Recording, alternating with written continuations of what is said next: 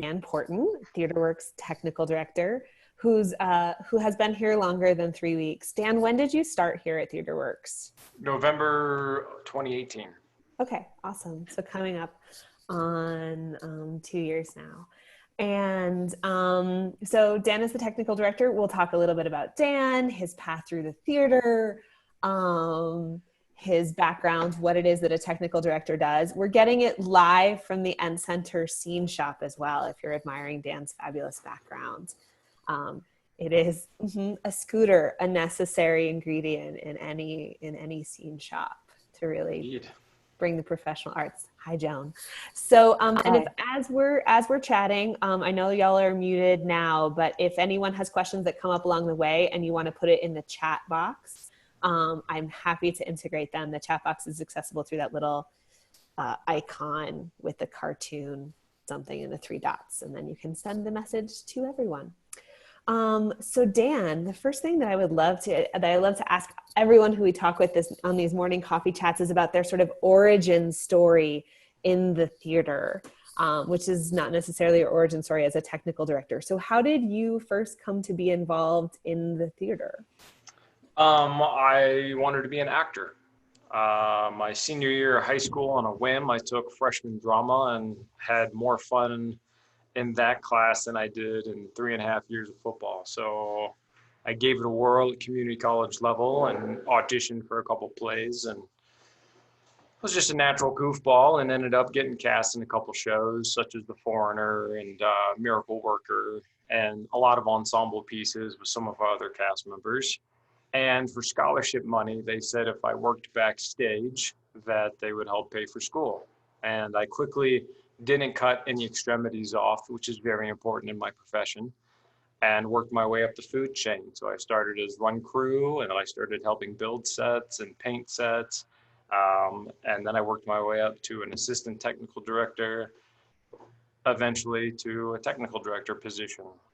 Along the way, I did several lighting designs and audio designs for the community college level and then the university level, and then as a private artist as well down in West Palm Beach a few times. So acting didn't really pan out for me. Do you still use any of those acting skills in your work as a technical director?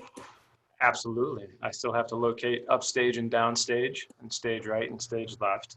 And when I tell an actor to find their light, I know from experience what that means. And that it's more challenging from the actor's perspective than a person would think. Oddly enough, it can be very challenging sometimes. Yeah. How do you describe what a technical director does to folks, like if you're meeting them for the first time at a party and you say, oh, this is what I do, and they have no idea what it is? How do you talk about it? Great question. Typically, I describe myself as helping a storyteller. So a lot of times we work with designers from out of state, and my job is to make sure that their version of the story is told correctly and how they see it. And what that means is that we'll have several conversations via phone, email, text, where they'll send me a plethora of research images and designs and sketches. And my job is to take that, interpret it, and budget it, and try to build it in a cost-friendly and safe way while making sure that their dream becomes reality. And I can show an example of that if you would like, Caitlin. Yes, let's do it. At least in theory, I should be able to. I mean, ooh, the magic of screen sharing.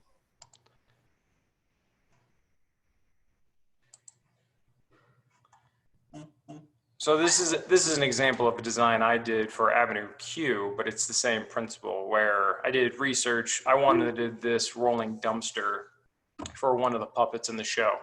Dan, your screen sharing is on. For a second.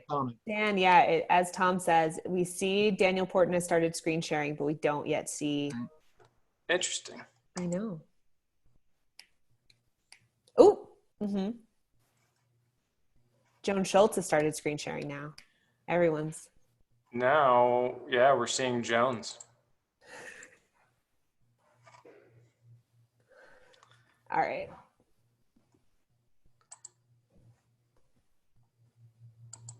let me see if I can take back over. Perfect. I can see it now. Can everybody else give a thumbs up if you can see it? Love it. I'm seeing the thumbs up from folks. Thanks, Dan. No worries. So this is an example of a research image. I had multiple, up to probably 20 different styles of dumpster that I first started looking at. And then I whittled it down to this particular green tone and these little triangle windlets and the casters and the stickers peeling off. And this is what I wanted to work with. So I did a drawing based off that research image. And this is an architectural drawing that has section views and front elevation. And then I did my job. I passed this off to a carpenter that ended up building this particular prop for Avenue Q. That is the actual. Can you go back for a second and show us when you said section view and front elevation? Yes, I can. Yeah, those were once new terms to me. Can you walk folks through what that means? Sure. So the idea of a section view is if you were to take any particular item and slice it in half, and then you're showing that exposed side. So this particular section is of the dumpster cut in half. Did you actually measure a dumpster to produce this drawing? I did. Measured a few dumpsters. So you've become an engineer also in this process, it appears. My job is mechanical engineer, electrical engineer, plumber, carpenter, painter. Yeah, the list gets pretty extensive after a while. So like a section view, a front elevation is the same thing as if you were to take away the skin. This is the front portion of the dumpster. That's this portion here. And then, like we said with the section view, that's the side looking at it. And then this is a ground plan view as if you were up above looking down on top of the dumpster. And then I also throw in an isometric view so that they can see what it looks like as a three-dimensional object and not just a two-dimensional object. So we call this a 3D rendering here, where I've added a paint tone and coloration. And then a scenic artist helped me actually achieve the rust and the dirt and the grime and the aging. And then on the other side of the dumpster, we actually had children's furniture that we bought and a small end table that we bought so that it looked like the inside of the apartment of the puppet. And then there's the image of the puppeteer next to said dumpster. So this rolled and stored off stage. That was one of my more fun projects. It came out really, really well, and they still have the piece, and that's just an example of what I do with the drawings and drafting. Here's another example. These are the columns for our version of Arcadia. I don't know if you guys saw our version of Arcadia, but a little different set than what we did here for Theatreworks. This is down in West Palm Beach, Florida, but I basically built the columns using 1x, so there's my example of carpentry skills. And then using a router, I fluted the columns. That's me covered in foam, which is pretty typical.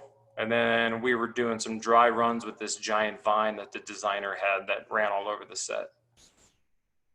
When you say, Dan, that you were doing dry runs, can you talk about that a little bit more? Absolutely. So typically what I like to do is I'll build all the bones of the show and assemble them off-site. This was in a warehouse separate from the actual theater. And then we load them into a truck after disassembling them, painting them, load them into a semi, and then we would drop them off at the actual theater for the run of the show. In that case, I only do about a 1 week load in and turnaround time. So what we call when we strike the show before and put in the new show, that's a turnaround time. At this place, I only had a week turnaround before the actors take the stage. Here at Theatreworks, I'm blessed with a lot more time to actually be able to load in the set, change the risers around, get lighting and audio done before actors ever take the space. So just a little different. And now that the scene shop is right next door, I can just wheel the scenic elements right out the bay door through the other bay door. So hopefully that will help in the future with changeover. So we do a dry assembly of everything. and then it comes down and then goes over, and this is the final paint job. Now, is something organic like those vines, with a column or a wall, that strikes me as something that every show is different. There's variations for every production, but it strikes me as something that you might have built before and can learn from previous knowledge. What about something like a vine or other elements where it might be the first time that you're encountering something? What do you do to test out ideas about what's possible? I love that question. One of my favorite parts of the job is experimentation. So a lot of people have done paper mache as kids, or a variation paper mache, which, as a reminder, is glue and water and a 50-50 mixture. Well, this vine is basically paper mache, but it ended up being out of cloth because we found that the muslin gave us more details that was picked up by lighting. So there was more nooks and crannies that the fabric was giving us as opposed to the paper. So we did a lot of samples. Some people, we tried great stuff, like who saw Little Shop?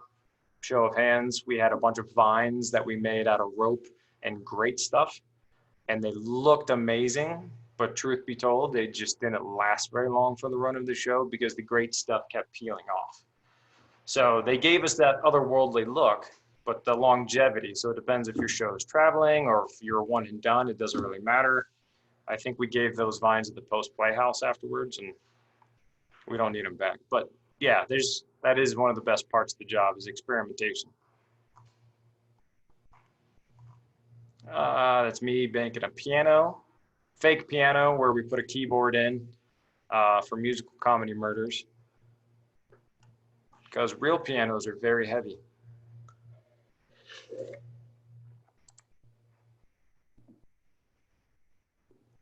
That worked. And you still made it so that someone could sit on it. I feel like Yes. Theatreworks doesn't do very many musicals, but I've always been surprised by the number of times I found myself as a director of musicals asking a technical director whether something is standable. It's like, oh, can I stand on that table? Can someone dance on that table? And I notice here you have someone sitting on top of that piano. It's because early on in the production process, it was said that they wanted to be able to sit on it, so no problems. Issues arise when directors want them to be able to tap dance on the antique chair that you're borrowing from another theater company. That's not designed for that, but that does often happen. Hey, can we do something that piece of chair or table or furniture or wall is not technically designed to do? Sure. Just give me some time to fix it. Let's see, where was I going?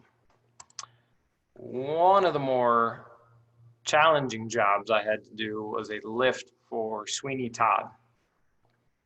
And we used a piece of Creative Connors. For those who don't know, Creative Connors is a leading industry representatives for automation. And they basically rent out prefabricated machinery that lets you do turntables or lifts or spot lines. And in this case, we had a friction drive for a turntable or a revolve. And we ended up turning it on its side and using it for a lift mechanism. We took out the friction wheel and put a long piece of pipe through it, and then fed those pipe through those pulleys. So I'll see if I can get you, there it is down here for those who can still see my screen. This is the friction drive motor that we built a custom housing for out of steel, and then that's the pipe that's threaded through these pulleys. So the winch is lifted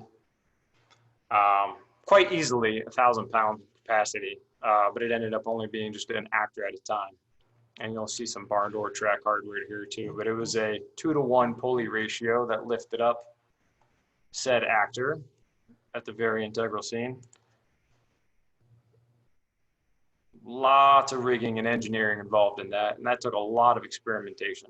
The build process ended up actually being behind schedule because we spent 2 extra weeks making sure that this was safe, which was totally worth it, but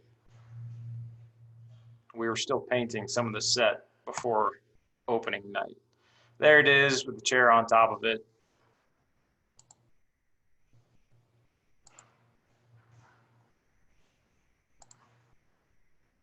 And final shot. Moving forward. Let's see. We actually have a Creative Connors piece of machinery in the Dusty Lou, right? Ours is a theatrical lift. Is that a different piece of technology from what would be used to power the Revolve that you talked about, or are they the same and then you just use them in different ways as you've done here? It is the same motor, but they have it permanently housed. So I would have to, so to answer your question quickly, yes, we do have a great piece of Creative Connors for a personal lift. I would have to disassemble it, just like I did with the friction drive, to convert it for a turntable instead. And unfortunately, that Creative Connors lift is just sitting right now in the trap room collecting dust, because we need to eventually get a video installation and have everybody trained on how to use it, including students. I think would be really cool to be able to bring Creative Connors in, or fly representative out to get trained by Creative Connors, just to make sure we're ticking all the boxes as far as OSHA and other safety concerns at the end center. Right. But yeah, same idea, but streamlined. This was a custom built job, and there's a complete package that has auto shut off mats in case someone's head hits something, or the lift comes down. There's a pressure plate in case someone's under the lift. There's a lot more safety features built into that thing. So yeah, I'd love to get it up and running someday.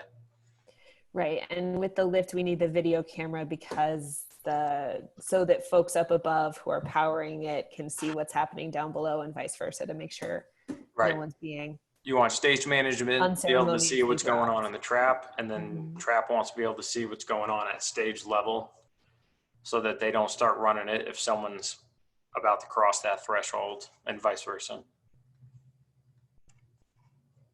What is an idea like what you planned for Sweeney Todd with that piece of technology come about? Does it come about because you've shared with visiting designers or directors what the capabilities of the theater are, what you already have in stock? Does it come about because they have an idea or a dream or a story, to use your word, and you look around for what you have that can make that possible? Or is it some combination of the two? It's often a collaboration and a combination. This particular design, Mike Amico came to me and said, I've got the whole thing drawn out, except for I don't know how we're going to do the chair effect. I'm thinking like a kid slide. What can you guys actually do? And so part of the design process, I looked up some YouTube videos, and I was like, well, we can easily knock the motor on its side, and we have the budget to get all these pulleys, and I had a great welder, so I knew that I could build a steel frame in the time allotted. But a lot of it was like, well, once we get the permission, we had to get the budget approval, and it was a lot of back and forth. And so the idea of the kid slide quickly was thrown away because the designer loved the idea of a lift. It was far more dramatic for them. And he even added in, you can't really see it, but he added the barn doors in as an afterthought to expose the work that we had done, which was kind of nice. There was a lot more windows included in the design. So yes, it's absolutely a collaborative effort between what we're capable of doing, the time frame, the budget, and the designer's story and their vision. It's great that he added in the windows to expose some of that. Something I was thinking about both in what we're talking about now, Dan, and also in last month's call with Phoebe, about sometimes the sort of details of the construction or the fixes that folks have done, whether to allow a quick change to happen or to, I'm thinking about how often the complications of construction to allow actors to pass through or behind, like the hidden world of backstage is often just as sort of aesthetically pleasing, although in a very different way, as what actually faces the audience and what folks gets to see. So it's nice to think that some of that got turned around so that folks could see like the beautiful welds. They did. They even did tours for our VIP members. Got to go on stage, and they showed them up close how it worked after the show too. So they were very, very, very proud of the work after the fact. And you're right, not everyone, sometimes the crew is an afterthought, but that was a plus. They did a good job of highlighting it. Usually it's only the fire department that gets to see all the hard work backstage. Oh, the fire department. We developed, while we were still, producing, Dan developed a very close relationship with the fire department, especially around our last set in the Dusty Lou. For those of you who saw Small Mouth Sounds and the enormous amount of beautiful blonde lumber that we featured in that production, which in addition to live fire, which the fire department wanted to be in deep conversation about. Yes, basically, we also learned quite quickly that nothing we did was going to be up to code. So the Dusty Lou had to be, they added an extra water main into the Dusty Lou, so it now meets code. And some of that beautiful wood is actually behind me. We repurposed quite a bit in the theater. Try not to throw anything away. I feel like maybe that's a good time to, do you send me some photos of the new scene shop? So the scene shop and our storage are different from each other. There's still back at what is now the cybersecurity building on North Nevada, where the scene shop used to be housed, is all sorts of prop storage. So hand props like books and dishware, and then larger sort of set dressing or furniture pieces like sofas and tables, but then also a lot of lava lamps too. A lot of lava lamps. Yeah.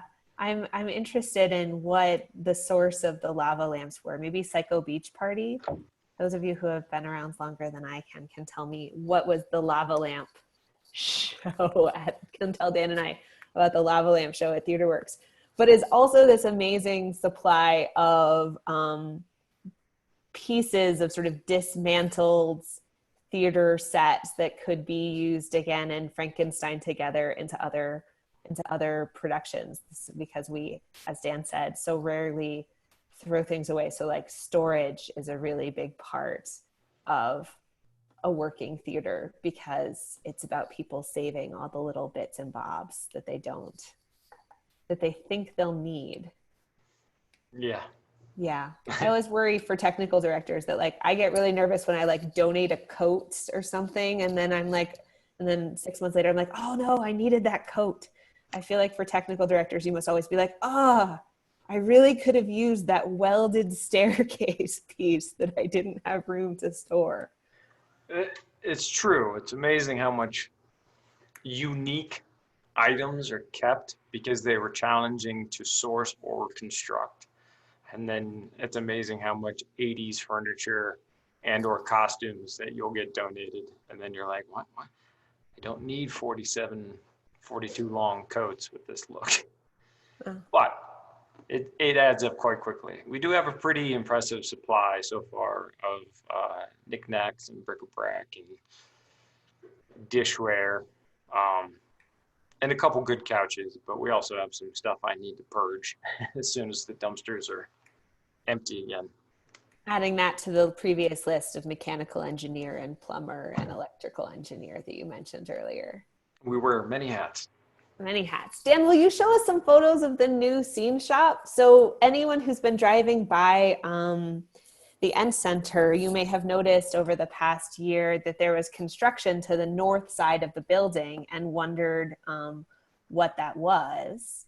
And it's because the university was constructing a new scene shop. So we still have our storage space over on Nevada, but Dan is currently in the scene shop and took some photos of it, so you can see what's happening back there. And it's also really exciting, in addition to, for us and for Dan and Theatreworks, previously any undergraduate students who took classes or did work study hours at the scene shop had to have separate transportation to be able to get off of campus. But now folks, anyone who can get on the shuttle bus can access the new scene shop and be part of that work, which is awesome. Assuming my computer lets it load. Oh, I can do it. I think, do you want me, I could also pull up the photos. Huzzah. This is the new paint section. We got these cabinets from surplus, and they're steel.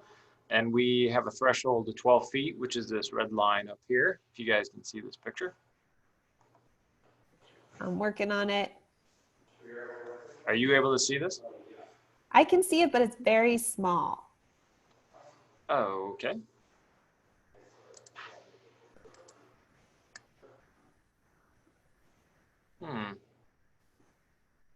Wait. Can folks see what I think I'm sharing now? You are now sharing. So can yeah. everybody see it? That's great. All right. At least I can see it. All right, Dan, then I'll be your Vanna White. I'll go and you can just tell me next photo. So what's this? Okay, so paint section, which is predominantly Theatreworks inventory, and some of the VAPA students get to use the paint as well. And we have multiple flammables cabinets. So one houses all of our spray paint, and the other one houses wood stain and Bondo, which is something we use quite a bit. And dry brushes are hung above. And to the right of this, over here, you can just make out the water heater, which is nice to have hot water when cleaning your brushes. Next slide. Ooh, wait, you forgot to mention the ladder that's the star of the reuse show. Yes, 80 Days, for those who saw it, that is one of the ladders from 80 Days. Because our previous shop had a ceiling of 8 feet, so we didn't store too much stuff up above head height, but now that we have the ability to store up to 12 feet, I needed a ladder. This is our pneumatic section. For those who don't know what pneumatics is, this is what air hoses. Basically, the yellow tank on the right-hand side of the picture fills up with compressed air, and then you can use it to shoot staples or brads or nails. And Roy did a great job of labeling everything, so everything should go back where it lives and not wander off. And pretty exciting. It's the simple things in life, but organization does make a TD quite happy. Next slide. This is our table saw setup. We have 2 table saws. They're opposite each other, and they share the same large table footprint so that multiple people can be ripping something at the same time, whether it's plywood or dimensional lumber. And then we have a new shop vac that came with the new scene shop. They bought us 3 new vacuums, and that's hooked up via a dryer hose basically, so that everything is automated. So again, Roy, who's the technical director for VAPA, got this all hooked up with all the hose and stuff, and you basically just plug into that yellow receptacle hanging down from the ceiling, and when you flip on the power switch for the table saw, it automatically turns on the vacuum. It's a really nice system. Should mitigate how much dust is produced in the space. Yeah, I'm such a dork about, because both the scene shop and the costume shop have those ceiling mounted electric power that you just pull down. And the first time I saw that, I was like, oh, this is very exciting. It seems safe because it's out of the way. It minimizes extension cords, which the fire marshal and the school safety officer are not a fan of. So it's great. It's really good. And you can see we got some miter saws in the back along that wall, and we started working on some of our storage. Next slide. Next picture, sorry. That is our plethora of hand tools. We've got our screw guns that are mounted in the PVC, and we've got portable pneumatic on the bottom left hand, and we got circular saws and some saber saws and some routers on the left hand side, and then screwdrivers and sandpapers in the red cabinet below. That's clever storage for your drills. I like the PVC. I got to give Roy credit for that. Yeah, that is the fun part about having a new scene shop, is being able to come up with different ways.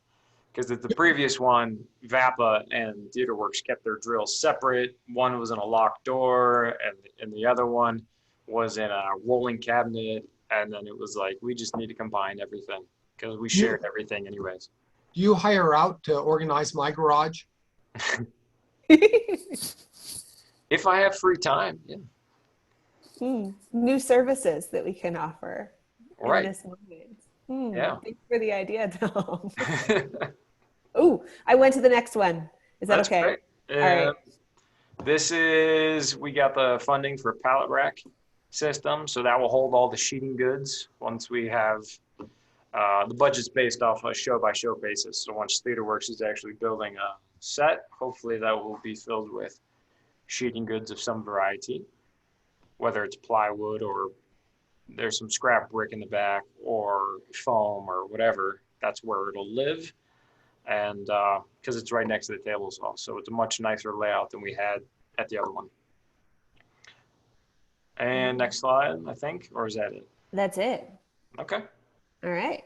That's the new scene shop. That's where Dan is. And then there's Dan's stained glass corner, which we get to see here with the drafting table.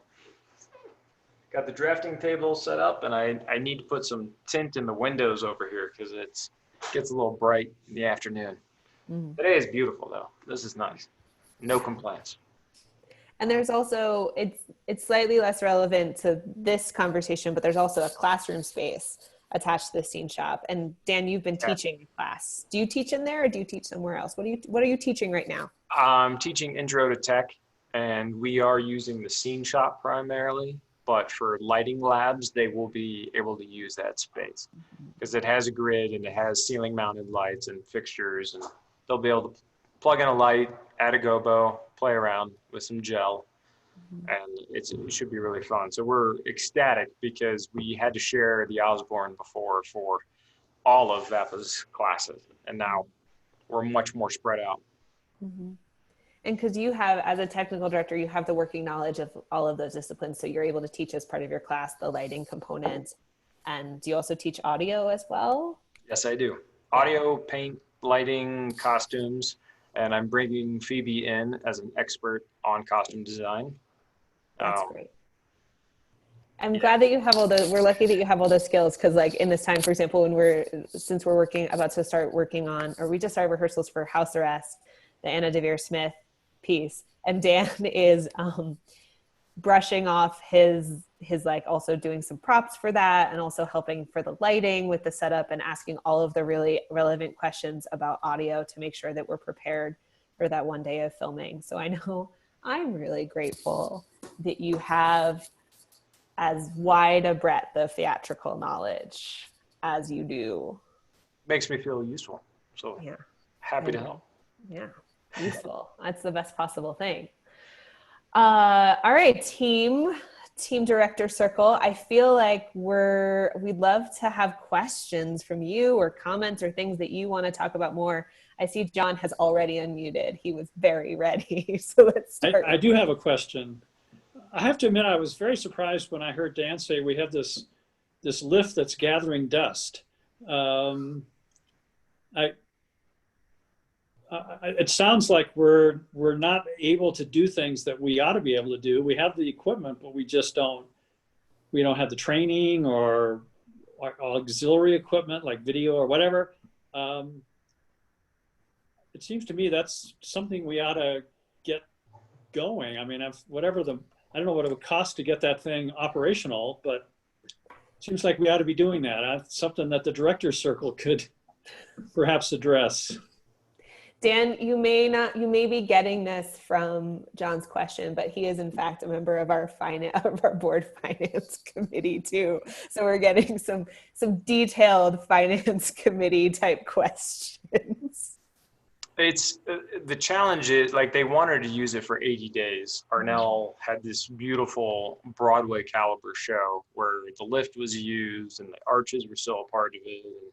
And, the problem is the timetable to install just the lift itself could easily be a 2-week process.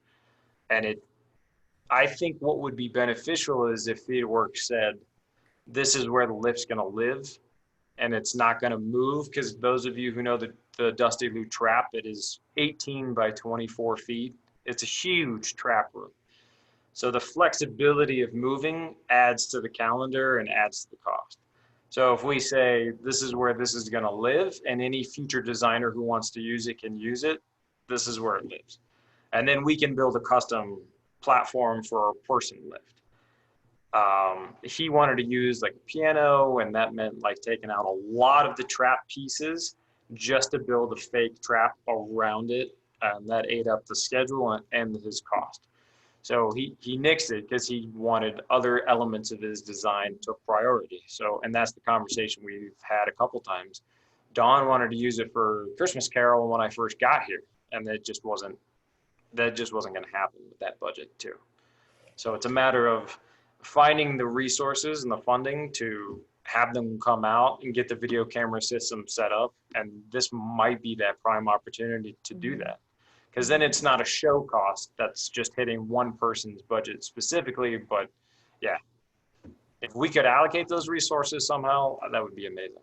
Yeah, and we had for the non-COVID version of next year's budget, but Dan is right, finding the funds to have that separate. And then the other thing is just to be in a production cycle too, where the time is right. Because often what we run into is the time at which a designer is thinking about using the lift and the time at which we would need to have already planned, like we would have need to know 3 months before to like build that into the schedule. But a potential silver lining of COVID is we now know what our get real excited everyone, right, about our like 2021, 2022 season. So we're now in a place where we're both thinking a lot in the short term, but also thinking a little bit further ahead because we've moved things to be like more than a year in advance. So the hope that the combination of like carving out the funds, as Dan and you said, John, and then also planning over a little bit more time because we need time to do the training and the extra 2 weeks in the load in, as Dan said, which is also, those things can get overwhelming. Yeah, Murray had to move heaven and earth to get that trap. Yeah, and we've used the trap, but just not the lift. Yeah, it'd be nice to fully exploit those efforts. Yeah, that was a heck of a budget battle to get that trap. Mm-hmm. So, well, to follow up with that question, do you have a guesstimate of how much money you'd need to get it operational? Actually, I did budget one out, and I'm spitballing here, but I think it was upwards of $3,000, and it was. The materials are not the main portion, but it was the actual cost of bringing in Creative Connors and a 4 video camera system. And then the labor, the hours just actually tinker. Like you set it up and you're futzing with the platform and you're leveling. And I don't know if anybody ever saw when the deck is removed, but those pieces are extremely heavy. They're made out of steel and multiple layers of plywood. So you actually need you need a winch, fly that thing out, and cordon off the whole area. So yeah, I think, where was that budget? I think I sent Caitlin that budget, but I believe it was at $2,500, $3,000. Really? Because I feel like the one you sent me was 6. I'm 6? And yeah. Maybe I'm lowballing here. There were extra parties built into it. Right, that's right. The cost of flying someone to train with Creative Connors or flying them here and then training the crew. Yeah. 6 might be right. That's what I'll have to look at my Google Sheets because I do have those numbers factored in. And for those who know Melissa, are very impressive. If anyone else wants to also subcontract Dan to do some really wonderful household budgeting for them, he may also be able to do that because he is excellent with the Google Sheets. Big fan of the Google Sheets. I have another question. Sure. And Caitlin says we're supposed to ask this question. What's the strangest set piece you've ever had to make, Dan? I should have known that was coming. Oh, it was in the description for the event. Yes, Should have prepped you. Strangest was helping build the puppets for Little Shop, probably the first time they did the show. Because we thought we could make them out of foam, and my mentor went absolutely crazy carving that foam for like 4 weeks straight. So probably not the most exciting thing you've heard, but those things are quite challenging. I actually, that's how my wife, partner at the time, and I started working together. Was she was brought in to help assist with the props on that show, and she took over the puppets, painting them, everything. And so Celeste and I ended up meeting that way long term. But yeah, those things are a lot more challenging than they look. So when it came time to do it for Theatreworks, I was thrilled that we were renting them. You and Celeste work together a lot. Do you have any, but while everyone else is thinking of other questions, do you have any helpful hints, especially in this time of coronavirus when we're maybe spending time with our partners more, helpful hints for like working together with your partner really well? Like what's the secret to having a happy marriage that coexists alongside a healthy working relationship? Making sure to establish that neither one of you is the boss, no matter what the hierarchy is. Yeah, like so typically in previous employees, most theaters, technical director is ahead of the properties master, and the master electrician and the audio engineer, and there's a pyramid out that way. But definitely, anytime we worked summer stock together, she was her own department, or when we were working professionally, she was her own department, and my area, my team was our own department. We always offered each other helpful hints, but did not overstep that fine line of telling each other what to do. Dan, I had a question about lighting. Sure. You made a comment about gel, and I assume those are filters that they used to use on lights. And I was wondering if LEDs have pretty much changed the technology of lighting, because you can essentially have multicolor instantly. Absolutely. We're still trying to teach the kids practicals, because most at community colleges and in high schools, a lot of that stuff, conventionals are still a big play. Theatreworks uses a lot of conventionals, which is not LED. That's the standard lamp. So gel is still a huge part of the industry. LEDs have taken away some of that, but there's also a lot of LED lamp replacements that are just white light.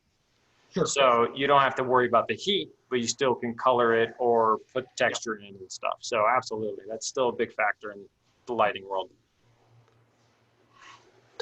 Is that true, Dan? Of all of the spaces, I know the Dusty Lou that we have a lot of conventional materials, that lights that came over to other spaces. Like when you do the lights for House Arrest in the Shockley, are those also conventionals? Are those LED? Because Dan is our lighting designer for our day of filming. Both. They have, yeah. We actually, in the Dusty Lou as well, we have a lot of automated fixtures, and those are all LED based. Shockley has quite a significant amount of automated fixtures as well, because they do a lot of the dances and the ballets that come through. But they have conventional fixtures too. And yeah, Melissa's going to help make sure we're all set up for that. Is it just cost that they haven't been replaced? Yeah, I would say cost is a huge factor. And the LED technology's made stuff cheaper. Every year it gets cheaper and cheaper. And then you've got like the DJ class of stuff, which is very reasonably priced for people who want to be able to slap some stuff up in their garage, all the way up to high schools and beyond that level. Absolutely, I've seen the cost drop significantly. And then it's also preference. Like a lot of people have invested into already those conventional fixtures, and they don't just want to go through and recycle all of them unless they can sell them at usedlighting.com or something. I did a tour on a theater on a cruise ship, big cruise ship, and they went through and changed all their stuff to LEDs. It was just about saving power, because I was huge. You know, when you're having to generate, all your power is actually relatively expensive on a ship. Oh, for sure. Like, you know, when you have a big theater, it takes a lot of energy. Yeah, I'm glad I don't pay the utility bills here. Yeah. Yeah, there was a brief plan for like looking into solar panels on the roof, and then I think when it was compared, yeah, you probably would save more money changing light fixtures than you would solar panels. They did put in lead caliber lighting here in the new scene shop, but they're also dimmable, which I thought was an interesting choice in a scene shop. Mm-hmm. So we have that Second. function. Yeah, we can, anytime anybody wants to do a candlelight dinner amongst the sawdust and the noise, we can set you up here. When we can gather back in person, that could Yeah, be the right. second on the list. Social distancing, respect, of Candlelight course. dinners for all. That is awesome. Thank you so much, Dan. I want to remind everyone that we do two things. Our next Director Circle chat will be also on the second Thursday. I think this morning people, evening people, coffee people, cocktail people division will go forward. And that one will be with Marisa, who is a local luminary. She's an actor. She was in The Mountaintop. And she's also directing for us with our virtual production of House Arrest, which just went into rehearsals this week. So we're all getting very used to Zoom. I have my first Zoom rehearsal with Colton Pratt, who you all saw in 80 Days and Measure for Measure tomorrow. So I'm excited. So we've got that coming up with our October Director Circle and chat. And then also we'll be, Dan and Phoebe and Elena and I and all of our directors will be working on our streamed production of House Arrest, which I hope you all will take in the last 2 weeks of October, and more details about how to do that forthcoming over the internet. But we're excited. Dan is literally like voiceovers, lighting, props. We're making Dan do everything except use those saws for it. So it should be great. So thank you. Patrice, is there anything that we want to add before we let these lovely people go on their way? Oh, I just thought this was so great. I wanted to say thank you to Caitlin for all your work on this. Dan, thanks for sharing so much. It's been so incredible to see the back end and put a name to the face. And to the director circle, we would just want to say thank you for, taking the extra time to meet with us and learn a little bit about what we're doing on the back end. I'm going to put my contact information in the little chat call for everyone. If you guys have questions about our 2021 season, anything that's happening at the Ent Center for the Arts and the great work that Theatreworks and all of our people that assemble to make the productions happen, please contact me. And I so look forward to those conversations. And the Director's Circle is something that's such a value to the university and the Ent Center. So thank you guys for continuing to stick with us and just keep up to breast with what we're doing here. Thank you, Patrice. Welcome to the team. Yes, thank you guys for the warm welcome. It's already been a great ride. Thanks, Dan. Yeah. Thank you. This was very enjoyable. I enjoy having coffee with multiple people. Anytime. All right. Thanks, Thank all. you, lovely people. Have a great rest of your day. Hope to see you again soon. Thanks, Caitlin. Bye, y'all. Patrice, I don't see you.